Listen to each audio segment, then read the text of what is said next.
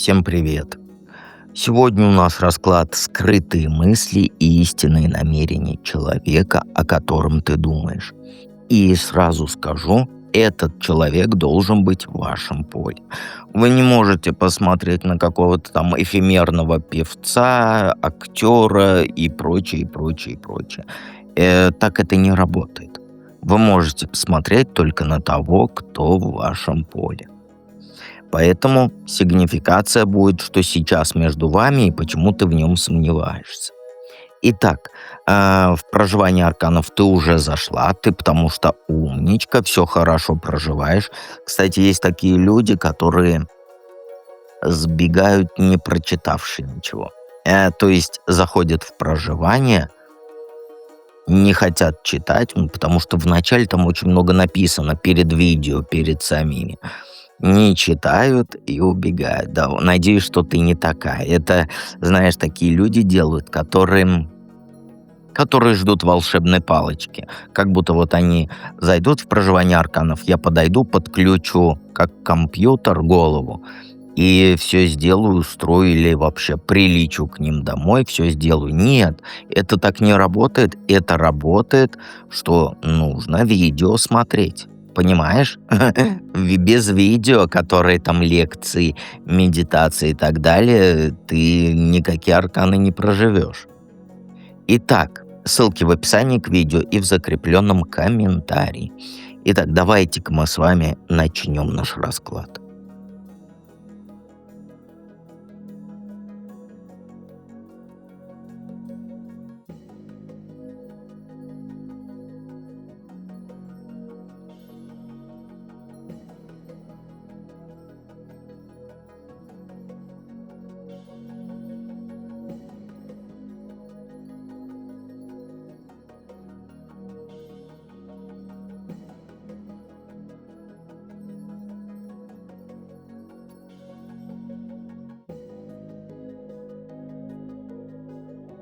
Единички. Единички, что сейчас между вами и почему ты в нем сомневаешься, потому что ты же начала смотреть, да, скрытые мысли. И между вами сейчас по картам такая вот легкость, которая граничит с безответственностью. А началось все с резкой идеи, с резкого решения, а давай-ка мы с тобой попробуем. И вот была ясность, но что-то нужно было менять, и вы оба, как говорится, нырнули с головой в эту авантюру. Но сейчас этот энтузиазм, знаешь, превратился в что-то такое необязательное. Он себя ведет, как будто вот ваши отношения — это игра, где правил нет. Сегодня он говорит одно, завтра делает другое, и вот все это с улыбкой, как будто так и надо. Нет никакой конкретики, нет никаких планов, нет никаких обязательств. Он даже исчезнуть на пару дней может. А потом появится, как ни в чем не бывало, с какой-нибудь новой безумной идеей про всякие криптовалюты и прочее. Он придумал делюгу.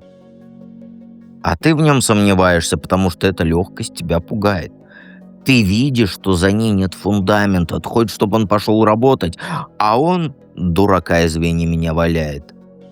Ты ясности хочешь, а получаешь только вот эти туманные обещания, или шуточки. Ты боишься, что он так и будет порхать по жизни, как эта бабочка, да, ни за что не отвечая. Тебе вот кажется, что он, не воспринимает тебя всерьез. И ситуация тут у вас простая. Вы договорились встретиться, а он все отменил в последний момент, потому что там настроение пропало.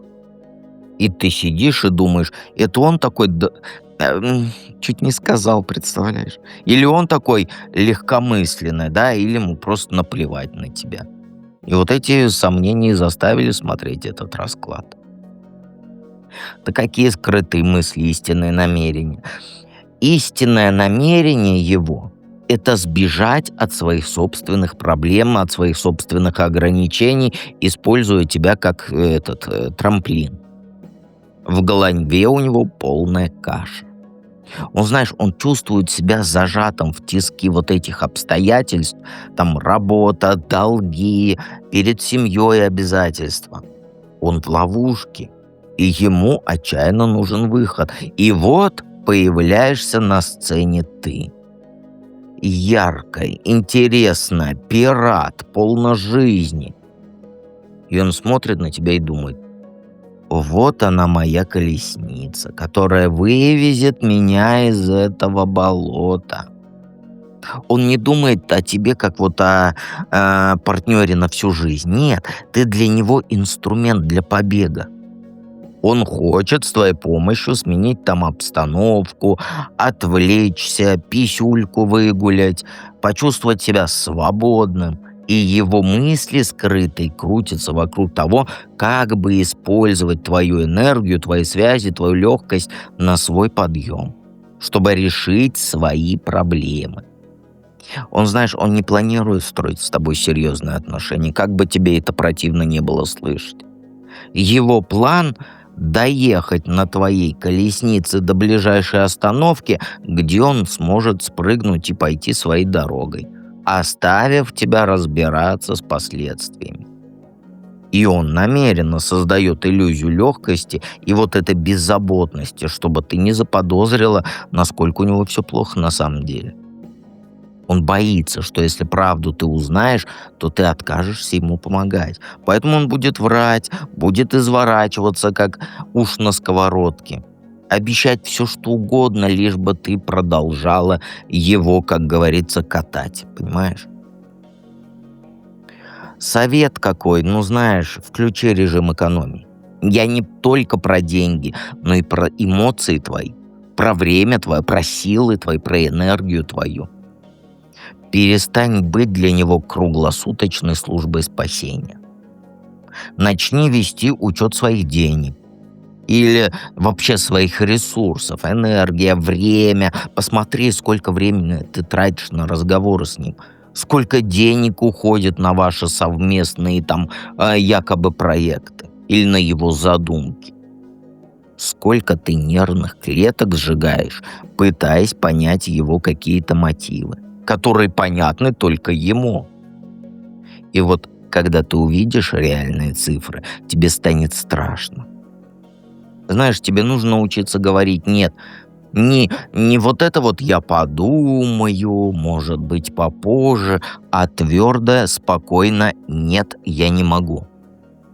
Сначала будет неловко, он будет даже обижаться, манипулировать будет, потому что он манипулятор тот еще. На жалость давить. Но знаешь, это единственный способ защитить себя. Тебе нужно найти свой внутренний баланс, которого у тебя нет сейчас. Ну, там, начни вот с малого, там, перестань отвечать на его сообщения мгновенно, потому что на его сообщение в течение минуты ты отвечаешь. Дай себе время подумать. Перестань решать его проблемы. Он взрослый мальчик, справится сам. Твоя задача не спасать его, а себя спасать. Иначе останешься у разбитого корыта без денег, без сил и вот с полным разочарованием в людях. Знаешь, что тебе единственное нужно запомнить? Ты не его мама. Ты не его психолог и даже не его спонсор. Ты женщина, которая заслуживает нормальных, здоровых отношений, а не роли вот этого спасательного круга для вот этого тонущего эгоиста. Ну а что ты хотела? Я только правду говорю, нравится тебе она или нет. Давайте перейдем ко второму варианту.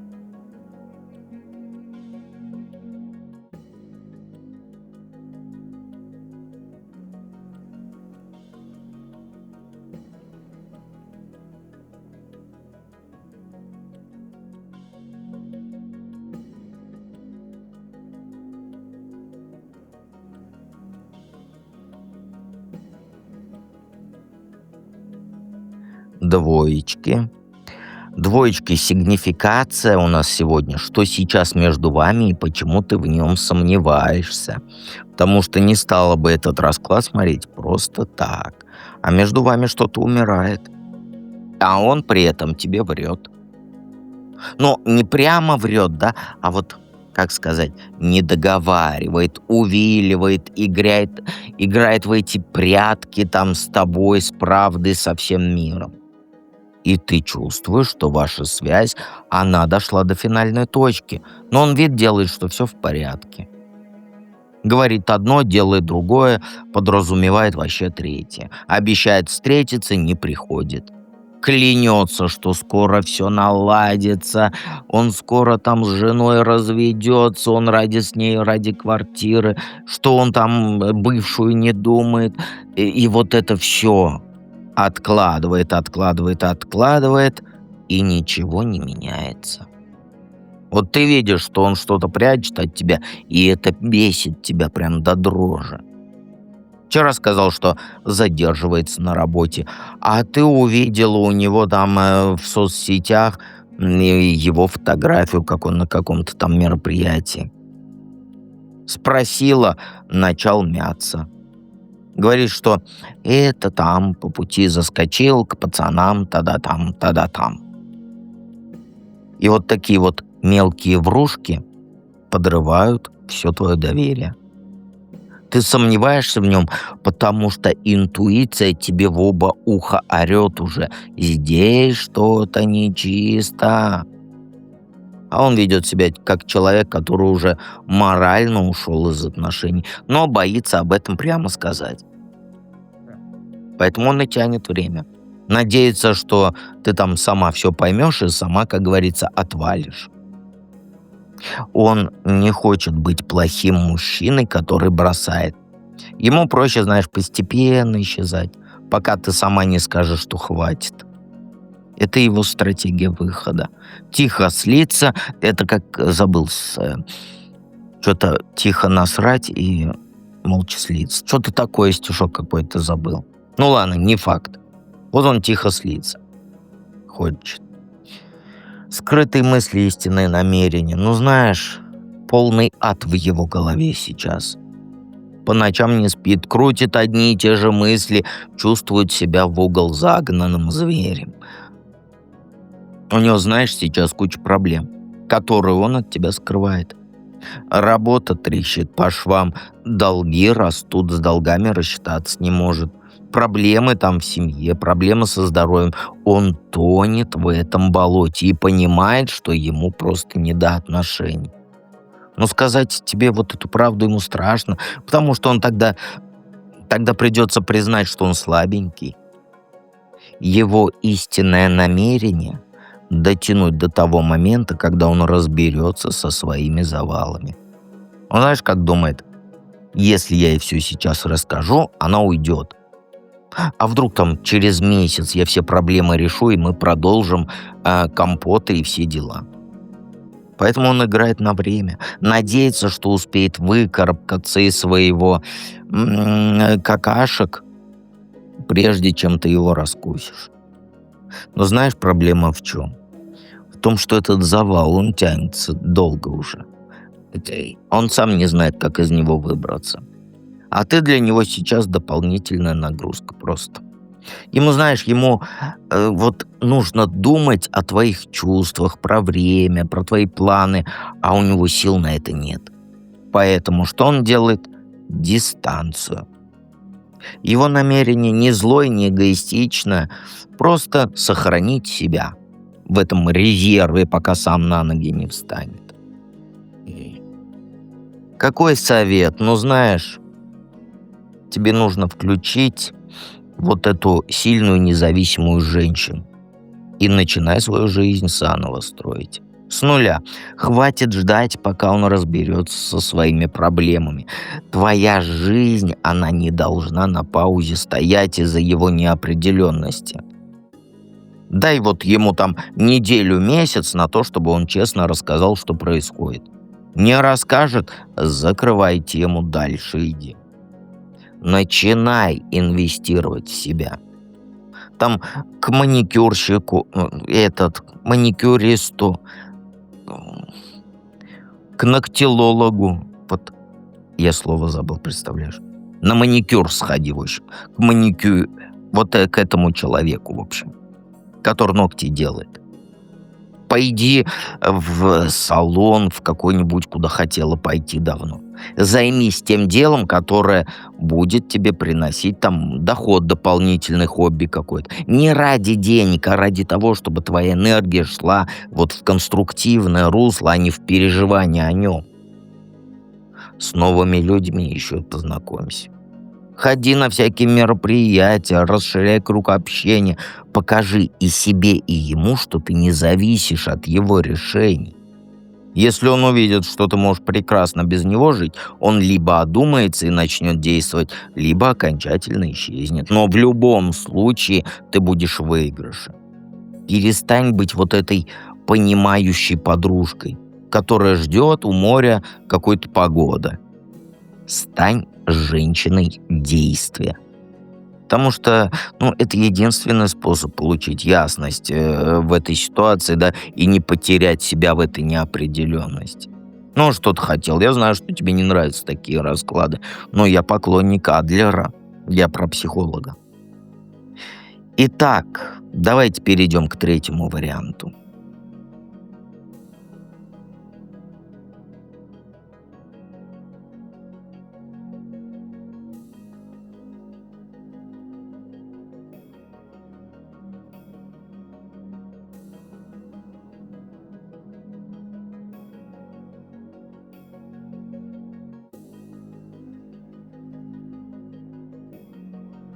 Троечки. Троечки, первый вопрос, сигнификация — это что сейчас между вами и почему ты в нем сомневаешься. Только не пиши мне в комментариях, я в нем не сомневаюсь, ты все врешь. Это сигнификация.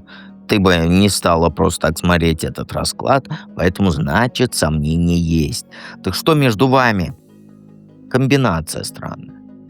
Вот с одной стороны, когда вы вместе, все кажется идеальным. Он обаятельный, веселый, за ручку тебя берет, создает вот эту атмосферу тепла. Вы вместе и смеетесь, и шутите, и по паркам гуляете, по красивым местам гуляете, классные фотографии делаете. Соцсеть у тебя полна вот этих кадров счастливых, как и твой телефон. Подруги завидуют, говорят, он классный. Но как только вы расстаетесь, он превращается в какого-то ледяного робота. Переписки сухие, звонки только по делу, никаких эмоций. И сомневаешься ты в нем, потому что ты видишь вот этот резкий контраст. Рядом уси-пуси тролля-люськи, а врозь «отойдите, женщина, я вас не знаю». Это я грубо сказал. Сухо. На людях. Он один, наедине с тобой совсем другой. И он четко контролирует каждое слово, каждый жест.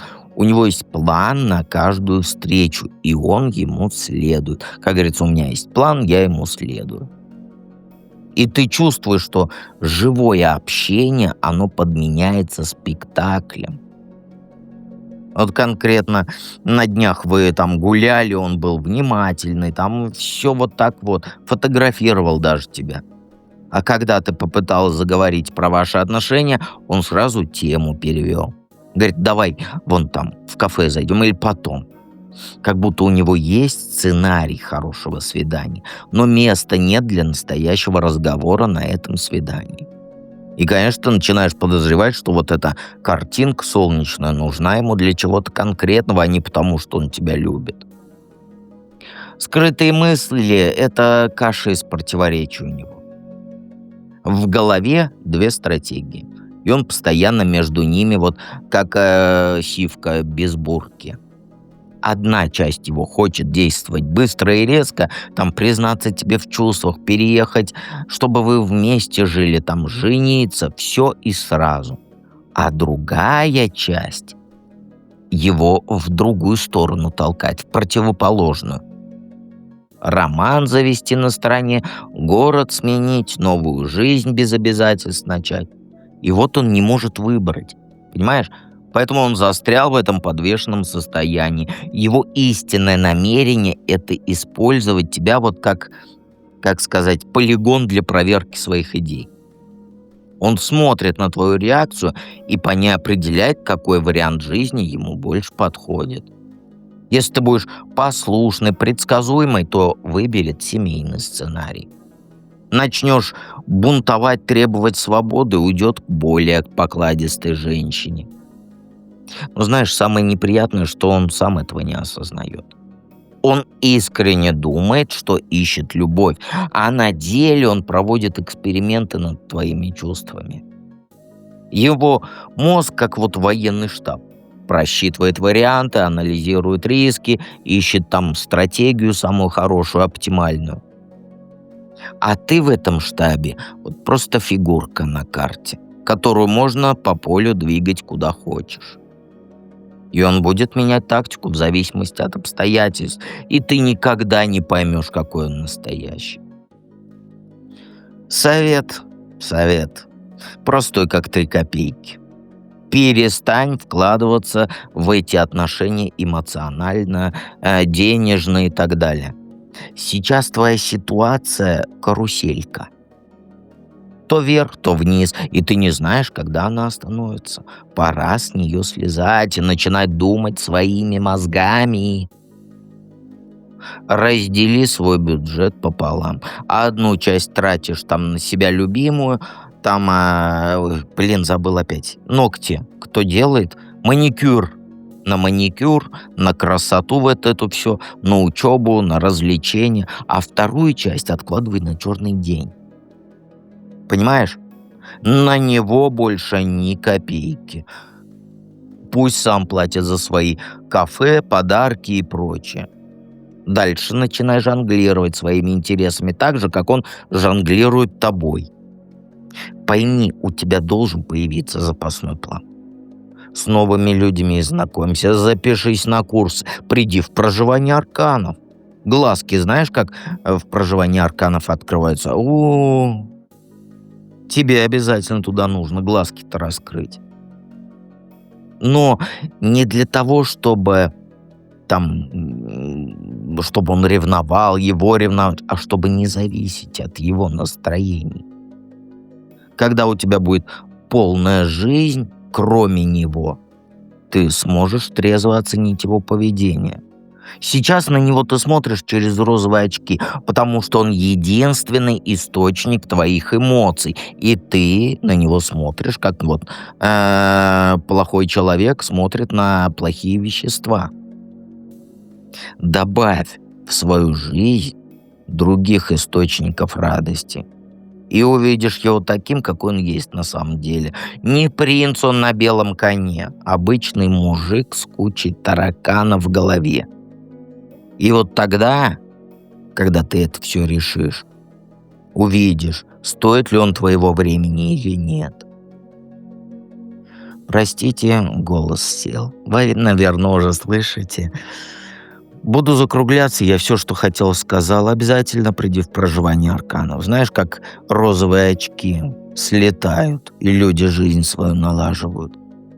И помни всегда, что дед с тобой рядом.